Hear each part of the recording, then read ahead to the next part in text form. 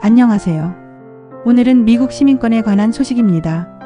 도널드 트럼프 미국 대통령이 다시 한번 논란의 중심에 섰습니다. 이번엔 바로 출생 시민권입니다. 미국에서 태어나기만 하면 시민권을 부여받는 이 제도를 제한하려는 움직임이 시작된 것이죠. 이 정책은 미국 안팎에서 뜨거운 반응을 얻고 있습니다. 그렇다면 전 세계적으로 시민권은 어떻게 부여되고 있을까요? 지금부터 함께 알아보겠습니다. 출생 시민권 또는 속지주의는 간단히 말해 그 나라 땅에서 태어나면 자동으로 그 나라 국민이 되는 제도입니다. 미국은 남북전쟁 이후 제정된 헌법 수정 제14조를 통해 이를 보장해왔죠. 원래는 노예 해방 이후 흑인들의 시민권을 보장하기 위해 만들어졌습니다. 하지만 전 세계적으로 이 제도를 그대로 따르는 나라는 많지 않습니다.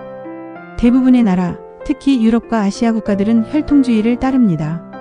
즉, 부모가 시민권자여야 자녀도 시민권을 받을 수 있는 제도죠. 트럼프는 2025년 2월 19일 이후 태어나는 아이들 중 부모가 불법 체류자이거나 임시 비자 소지자인 경우 시민권을 부여하지 않겠다는 행정명령에 서명했습니다. 하지만 이 명령은 곧바로 법적 도전에 직면했습니다. 미국의 다수 헌법 전문가들은 대통령이 단독으로 헌법을 바꿀 수 없다고 지적했죠.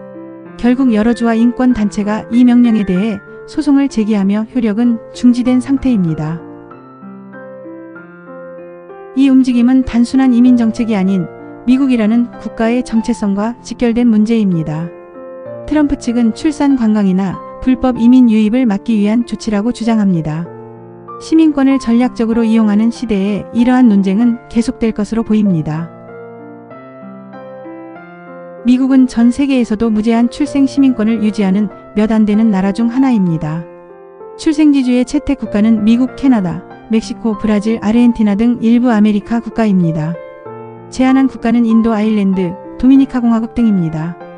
혈통주의 중심 국가는 유럽, 아시아 대부분의 나라들입니다. 많은 국가들이 최근 시민권 조건을 강화하고 있습니다.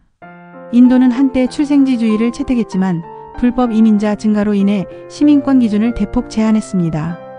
아일랜드는 2004년 국민투표를 통해 부모 중 적어도 한 명이 시민 또는 합법 거주자여야만 시민권을 부여하도록 헌법을 개정했습니다.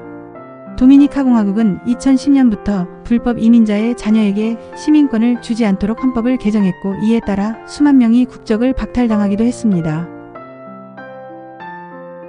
트럼프의 행정명령 발표 후 민주당 주도하의 여러 주와 도시, 인권단체들이 곧바로 소송을 제기했습니다. 법원은 이 명령이 명백한 위헌이라며 집행을 중지시켰습니다. 전문가들에 따르면 헌법을 바꾸려면 의회의 3분의 2 이상 동의와 주 4분의 3의 찬성이 필요하므로 대통령의 단독 결정으로는 불가능하다고 합니다. 트럼프 측은 이 사안을 대법원까지 가져갈 계획입니다. 판결이 어떻게 나든 출생 시민권 문제는 더 이상 이민 이슈에 국한되지 않고 미국 정체성의 본질에 대한 논쟁으로 확대되고 있습니다. 누가 미국 시민이 될 수 있는가? 이 질문은 단순한 법의 문제가 아니라 미국이라는 국가가 어떤 가치를 지향하느냐의 문제입니다. 트럼프의 출생 시민권 제한은 지금 이 시대에 우리가 국가를 어떻게 정의하는지에 대한 시작점일지도 모릅니다. 감사합니다. 이 영상이 유익했다면 구독과 좋아요 부탁드려요.